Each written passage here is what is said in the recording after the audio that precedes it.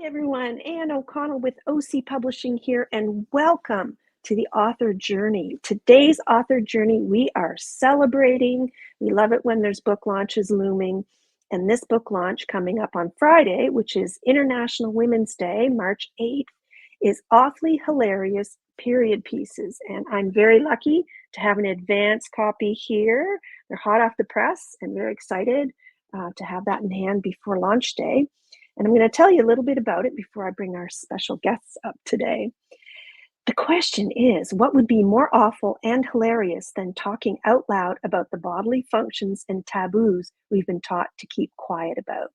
Compiled by Hendrie, this intimate, courageous, and transformative anthology features 26 girls and women of all ages sharing poems and stories exploring the ups and downs of menstruation from first period to post-menopause.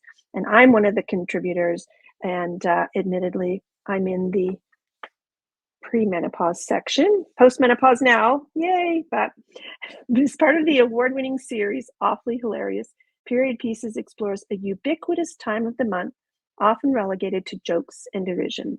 These short pieces of prose and poetry illuminate our collective fascination, trepidation, and shame around the biology of periods, from prepubescence and monthly cycles to perimenopause, hot flashes, and menopause.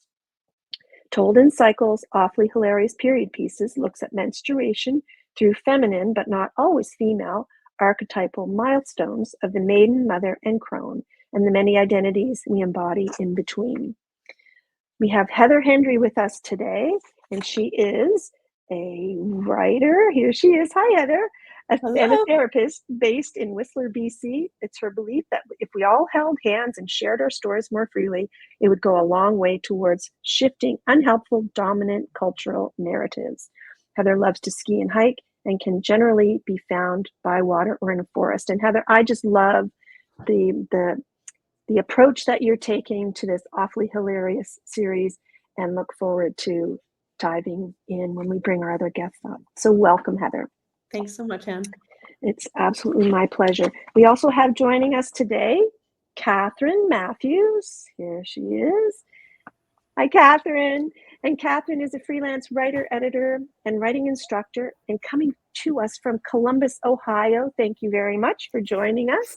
Her nonfiction writing has appeared in Columbus Monthly for over 30 years, and her creative nonfiction earned a grant award from the Ohio Arts Council. A former managing editor at Page Spring Publishing, Katherine also served as editor-in-chief of Flip the Page, Thurber House's teen literary journal, for 10 years.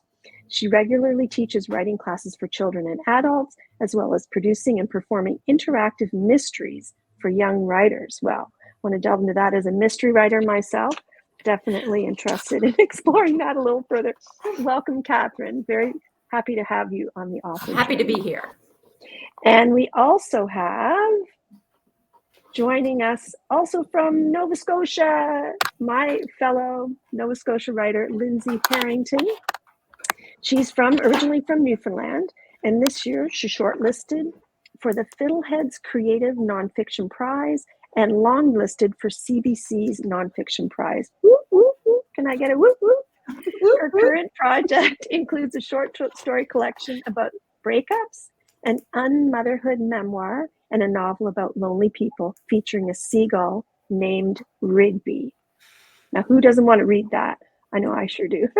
Welcome, Lindsey, to the author journey. Hey, thanks for having me, Anne. It's absolutely my pleasure. And Lindsey has been on the author journey before. We've talked about her creation, Dart Speak, which is a wonderful open mic night with authors here in Nova Scotia. So lots of fun there. So very excited to have you back, Lindsey, as part of the Awfully Hilarious Period Pieces. Yay.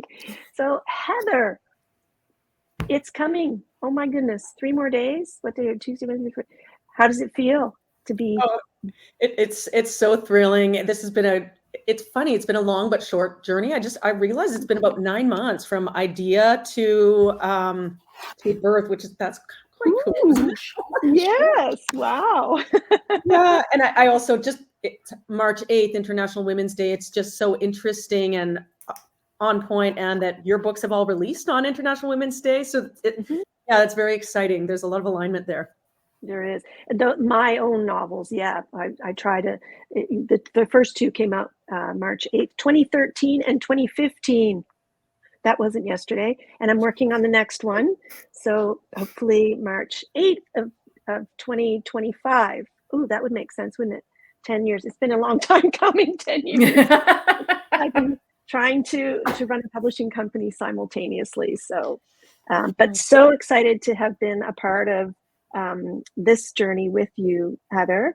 And I just very excited that we've had so many incredible endorsements for the book already. And we were just talking backstage, and as I said, Lindsey and I are here on the East Coast of Canada. And one of the people who was an early reader and had just wonderful things to say is also on the East Coast, Sandy McDonald, the co-founder of the International Association for Premenstrual Disorders, who said, "These stories matter to menstruators and others alike. Please read this book. I'm delighted to see voices joyously celebrating what has been shamed in secret for far too long." Hallelujah, right? And I love the fact that we're now in a place in time, and Lindsey, maybe you can talk a little bit about this, where we can speak about some of these taboo subjects. And Lindsey's working on a memoir, this whole unmotherhood thing, which kind of resonates with me because I don't have any children. Talk a little bit about the writing that you do, Lindsey, and why this Awfully Hilarious sort of appealed to you to participate in. Well, and I was so appreciative because I hadn't heard about this call, and you sent me the kind of ad for it the day before it was due, I think. And I really like writing about things that make people uncomfortable anyway. So I was like, oh, I just so happen to have many pieces about, I knew that about you, and I had hoped that would be the case, and I apologize for the late notice. Oh, no. Well, it was, I was excited to get it. So yeah, I just fired in a couple of things that I already had on hand, and I was lucky enough to have them both selected. So one of them had been released as an essay before, and this is the same kind of idea in poetry form. And that kind of explores my period, like throughout my life. And the other one's about my IUD insertion. Can I tell you, that was so uncomfortable to read, but I was so happy that you wrote about it, because, and when I wrote my first novel, Mental Pause, and published it in 2013, things are still like, shh, don't talk about that in public. Like, women are sweating profusely and embarrassed about it. And I'm like, what's there to be embarrassed about? It's something that half the world goes through. So when Heather started to talk about these anthologies and collections, I was like, I'm on board 100%. I had so much feedback at that time that people were like, wow, it's about time that people are, talking about this. And I wrapped it into a mystery. And one reviewer said, "Oh, it's a new genre. It's the Menno mystery." So I was really happy to kind of resurrect that, and thank you, Heather, for allowing me to include that experience. So, Katherine, what brought you into the mix of Awfully Hilarious? I had actually been working on a piece about hot flashes. It kind of floated around my head for a long time. And on occasion, I've written kind of humorous memoir pieces. And I'm like, well, there's obviously, something here. And so I had been working on it. And one of my writer friends knew I was, hammering away at this. And he spotted, because he's always like, he's so good at finding publishing opportunities. He spotted this, sent it to me like the day before Heather was asking. And I was like, okay, why not? And so I, did a little work on it because I had been using it for a grant proposal for something else. And yeah, I think I sent it in at 1 o'clock in the morning. I'm like, I hope that's okay. You know?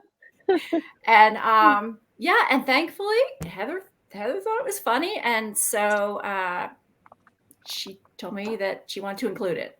It's very funny.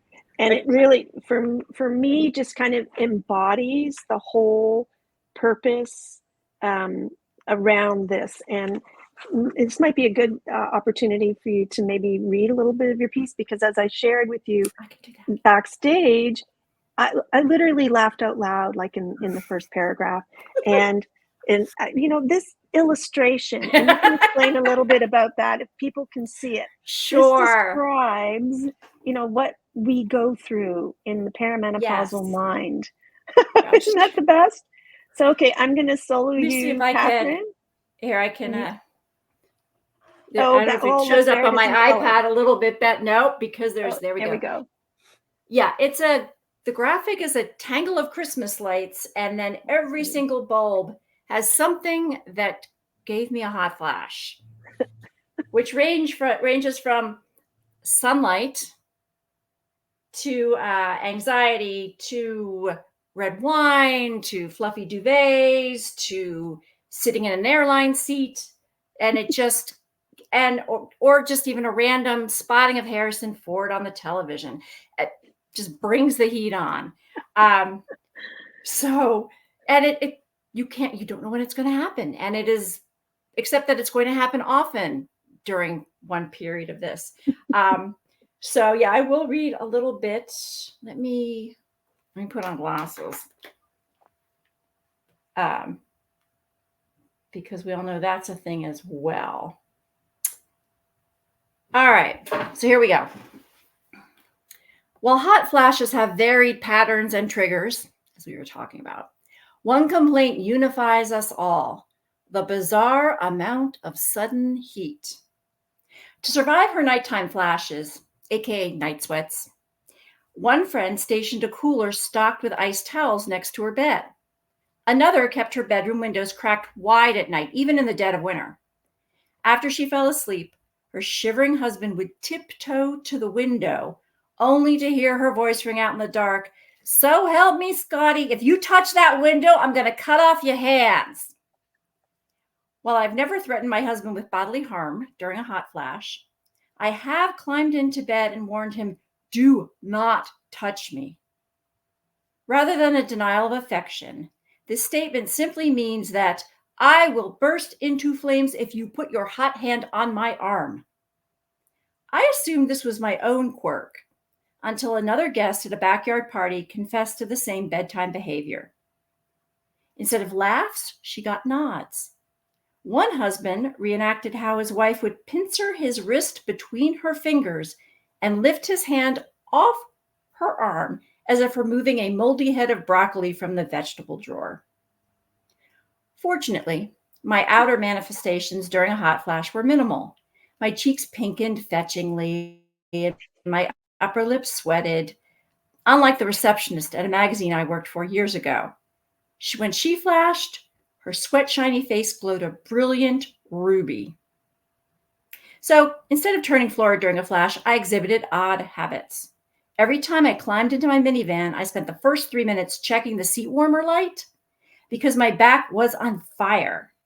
And at least once a day, my children would look up from the kitchen table to see me throw open the side-by-side freezer door and wedge myself inside like a side of beef.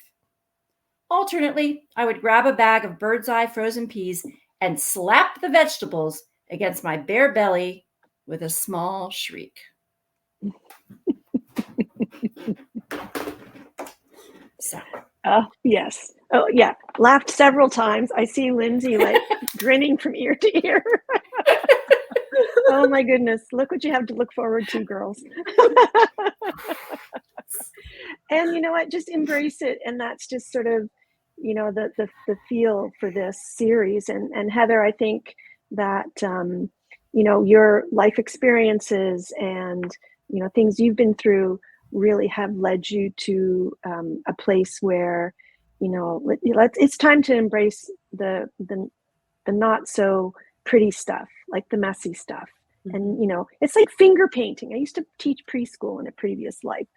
And I used to tell the parents, don't bring your kids in their Sunday best. Like, we're going to get messy and we're going to love it.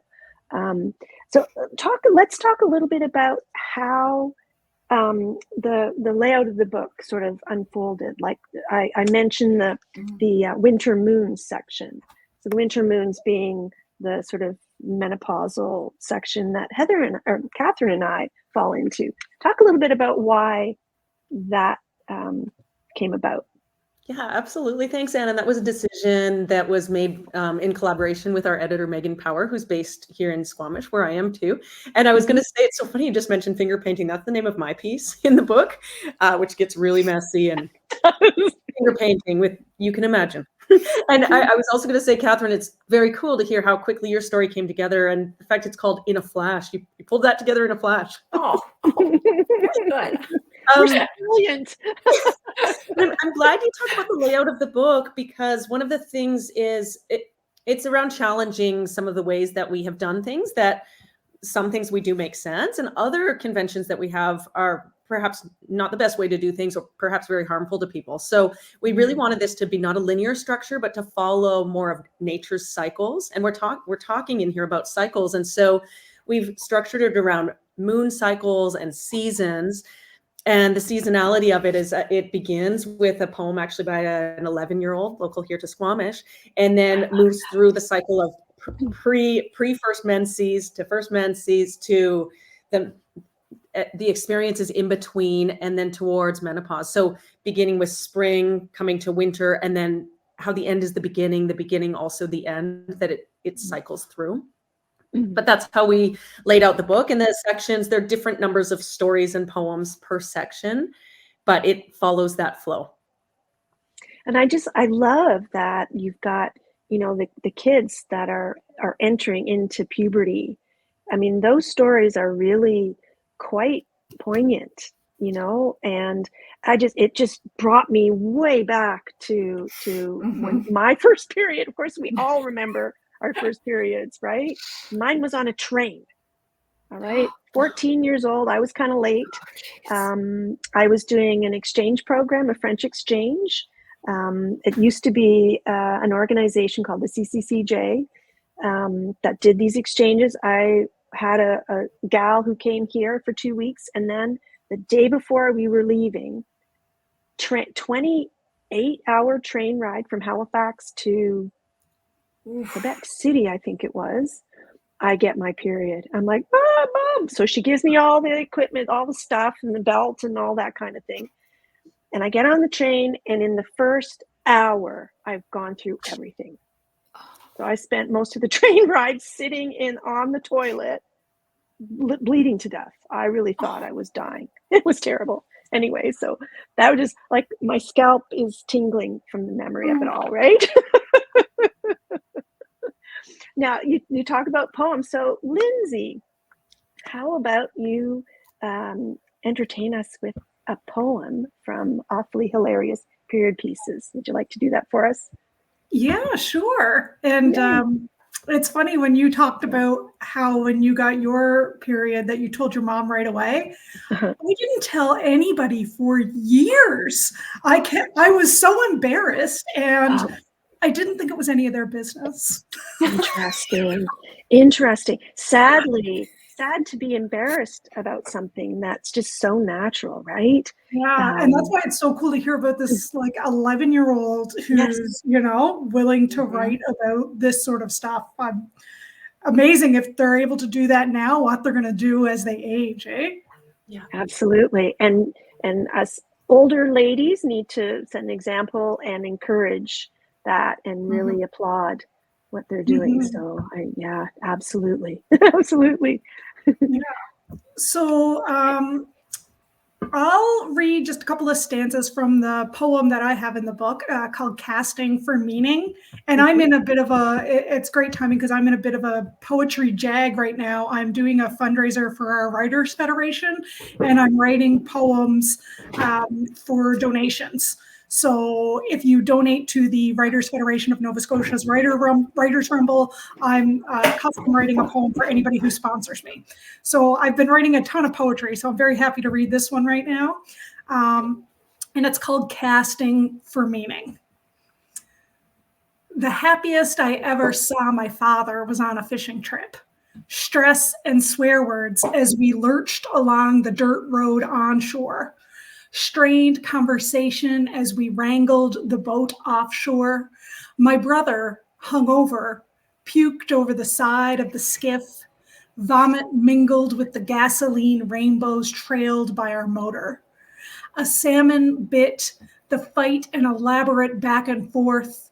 In all our communication, I had never seen such give and take. My father and the fish understood each other and the exchange. But he would return the tender pink flesh to the lake, right permits not in place. Still, the battle was delicious. A less pleasant expedition at a younger age. I complained of flies and he huffed and coated me in DEET. My eyes stung, but I dared not complain a second time, preferring blindness to going home a disappointment and being left behind the next time around.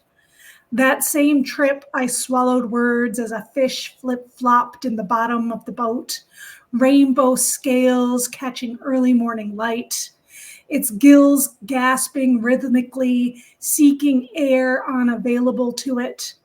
I longed to toss it overboard or bash its skull in, but I've never had that sort of nerve. I'm going to jump ahead to the piece where I get my period, since that's the most I started my period while fishing. The tongue of fabric lining my underwear, tasting iron for the first time. Clots of uterine lining like fish guts thrown overboard for gulls. At home, I scrubbed the rusty stains in the bathroom sink, not comfortable enough with my mother to disclose. I wadded toilet paper to catch the blood. I kept the secret for a year, and when the news leaked, my cheeks were pinched by ants, bestowing womanhood to me, though I still felt like the same child as always. I feel like that same child still, uterus just as unutilized. Now my face is pinched with pain from an impinged nerve. It spreads down my leg like uncontained menstrual blood. Some days I can't even walk as far as the pond to cast a reel. Despite my dilapidated body, I am still that child, tongue bitten so hard that I taste blood. Oh my God, your stuff just sends like chills down my spine. Thank you so much for sharing that. And for anybody who's watching, I want to actually say hi. Sue Slade has joined us. She says, hello, everyone. Thanks for joining us, Sue. Sue's at the Dartmouth Book Exchange, a huge supporter of authors right across the country. And she also says, she says, mine was on a sleepover for my 12th birthday. Oh, gosh, isn't that just tragic? We just, but again, wouldn't be so tragic or heartbreaking or gut-wrenching if it wasn't so taboo to talk about. But we're going to smash right through those taboos, aren't we, Heather? That's right. Yay! And also, I just wanted to give a little exposure to the first one, Awfully Hilarious Stories That We Never Tell. So love that. So there's now 2, and I know there's probably another one in the works. But while we're chatting, I also want to let people know where they can get, there we go. So here is the website for Awfully Hilarious, and you can learn a little bit more about how it came to be and the whys. Order your copy. So right from the website, there's an opportunity to order your copy, and you'll find that it's available from most of your online retailers, and you can order in copies to your local bookstore as well.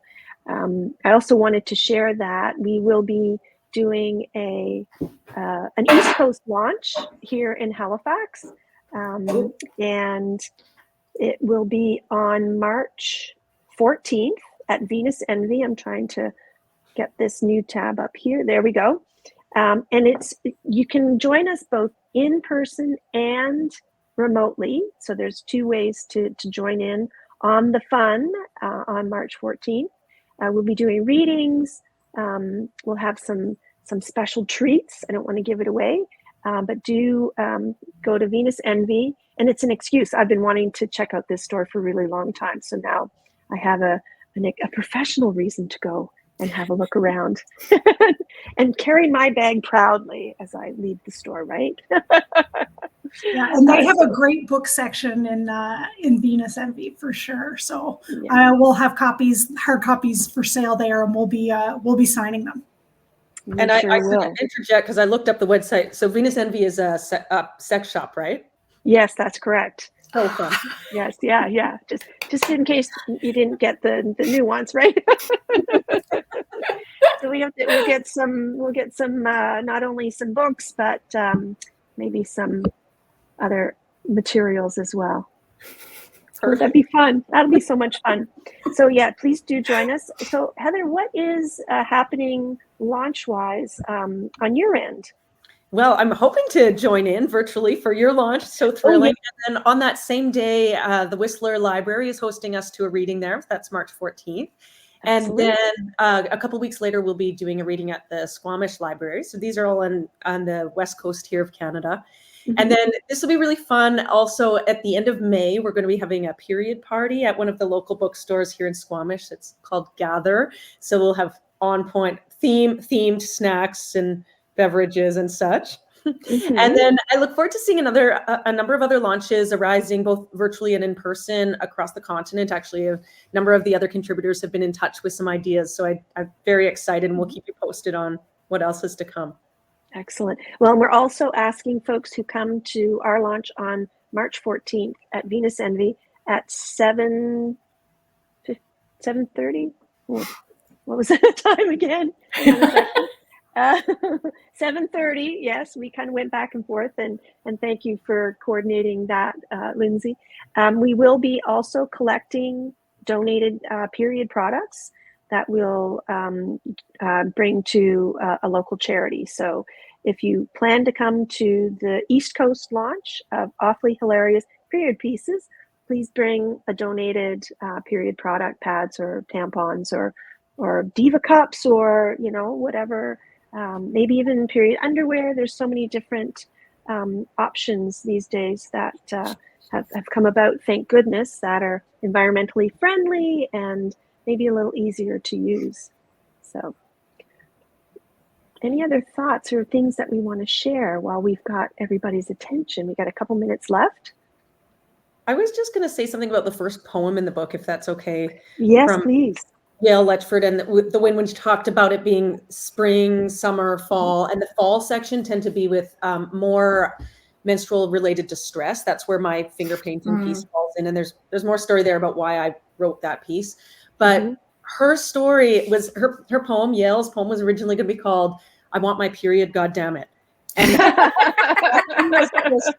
the point of this, that if we can really start to talk more openly and dispel the taboos around this subject, that this is a really monumental, important part of being human.